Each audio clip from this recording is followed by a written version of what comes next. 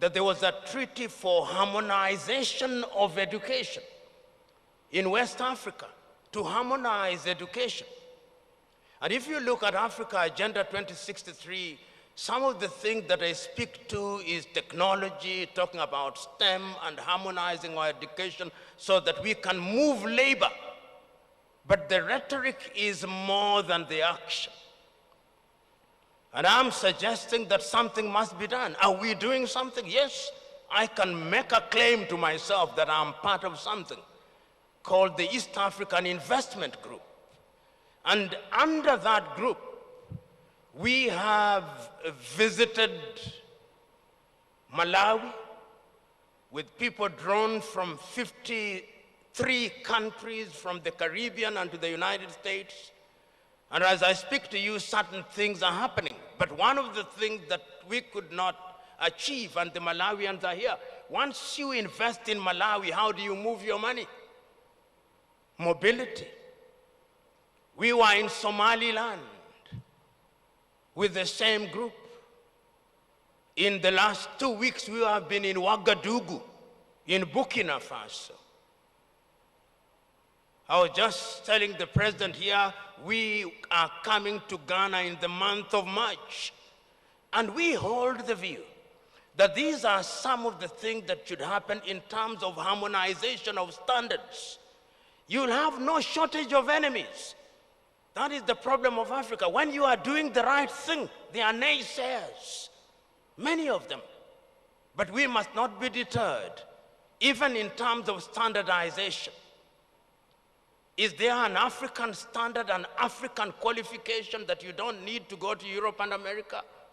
We must do that so that once one has qualified, say, as an accountant, and there is an African standard, that standard must be recognized by way of reciprocity in other parts of the world. But you and me, who are present here, and our children, you want them to go to London. You want them to get a qualification in accounting from London, not in Lusaka, no. Not in Malawi, no. So it is we who must change, but perhaps for you it is too late. But your children, that young man who said he was under 30, that is the kind of language and action that we want. But you cannot afford the luxury of waiting. You must start now. You must annoy people. And this is the one, what I want to end with. When you are doing the right thing, you will be fought. It is Simon Kapwepwe who once said in Zambia that when you are fighting for an African with one hand, he'll tie you your other hand. We must liberate ourselves from that. Thank you very much.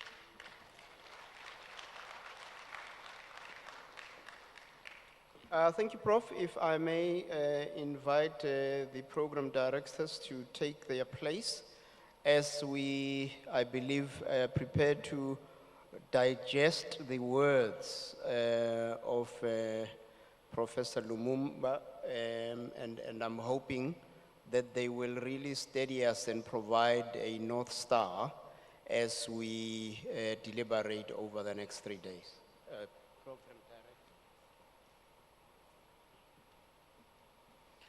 I believe we can share a round of applause for our facilitator and our program director. But Honorable Prof made a profound statement. He said the rhetoric is more than the actions. But I also trying to wonder or try to think loud about the fact that if indeed they say action speaks than words, is it true that actions without the words would get the directions and intentions properly communicated? How do we balance the equation between rhetoricism and actions? And I don't know if Prof can help us with this. Because the point is that words without actions are empty. They make no impact. actions without words sometimes may be misconstrued. So, Prof, how do we balance the equation? Thank you.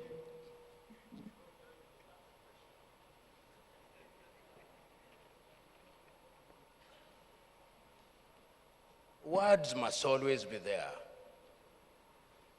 But one would want, for example, during this conference, this is the third meeting.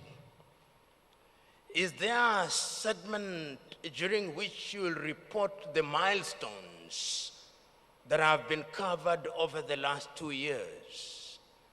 Those are the words, that there is a segment where you say, we last met here.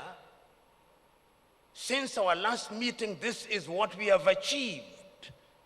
Those words are critical. Then the next set of words, these are the things that we intend to achieve, which are measurable and deliverable. Then you match words with deeds, because that which is good is self-evident. You don't have to speak for too long.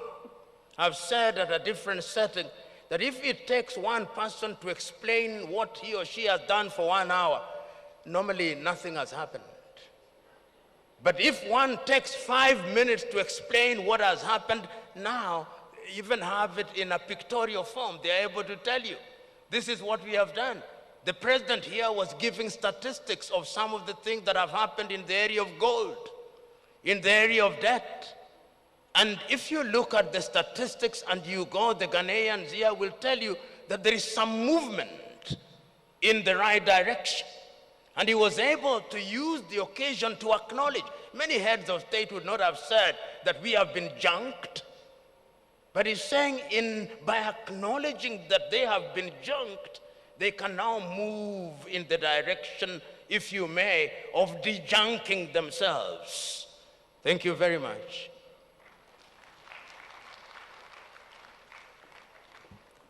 Prof, we are grateful.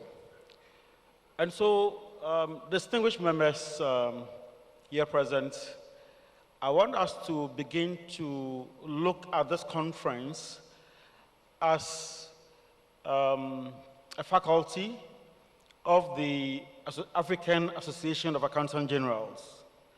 An adjunct professor had just come to deliver a landmark speech. And in his speech, profound statements, which are not just rhetorics, that guides or should guide our actions towards actions. And so, part of the assignment to be carrying through this conference is one, for those of us who were fortunate to have participated in the second annual conference, and we are present here, what have we achieved till now?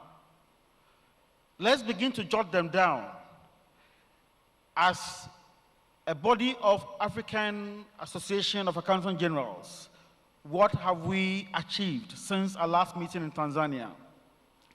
As Accountant Generals of African nations, what have you achieved under the PFM structure in your country, that when we consolidate and,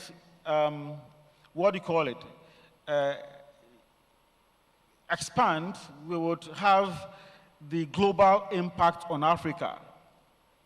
So we'll have a time where you have to come and share this with us. Then the next thing to start taking note of, what do we intend to achieve with this year's conference?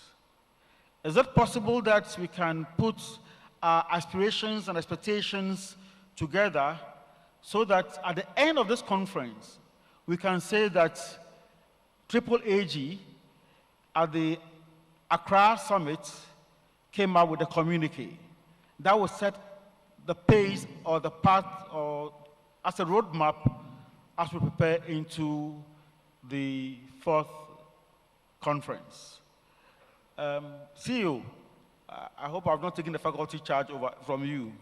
I hope it's in line. Thank you very much. I have the backing of CEO, so I'm well emboldened. And so please, let's begin to do these notes, and at regular intervals, as per the topic being discussed, we may call upon you to share some of the thoughts with us. Thank you very much for your patience and enduring. We know the room hasn't been too comfortable. As we take leave of the conference room to go for our lunch breaks, we would bring the technician to see what he can do to make the place more enabling, so that the brains will not get heated and hot, and we can do more deliberations. If you exit the conference room to our left end, there's a black pavilion there called the Grand Arena. That is where we'll be having our lunch. With the AGs, please be seated and allow AGs and invited guests, please be seated. I want to be sure that your place is ready before you move out. And so if there is no other announcements from the CEO or the Secretariat, Bruce, then you have the warm permission of your program director that please go and eat, because the body without food would also lack its nutrients to work well. So you have our permission, please. Enjoy your lunch. We'll be reconvening the next 1.5 hours. Enjoy your lunch. Thank you. Good afternoon.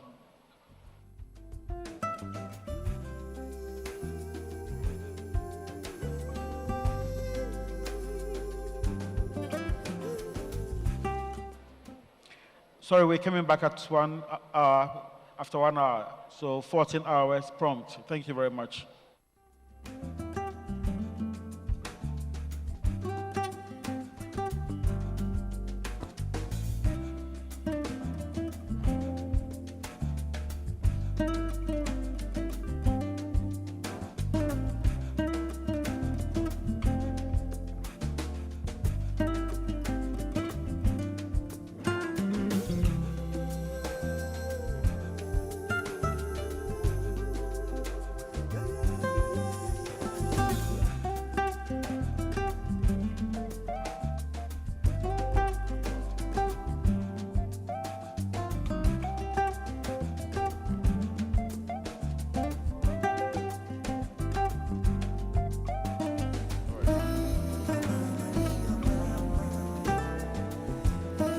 Hello, attention please. I'm told that AGs, invited guests, all VIPs, a dedicated area has been set for you at the Grand Arena. The place is big enough to contain all of us. It will also enable us to interact and engage. So please, we are all going to the Grand Arena. We'll be back after 1 hour. Thank you very much. Good afternoon.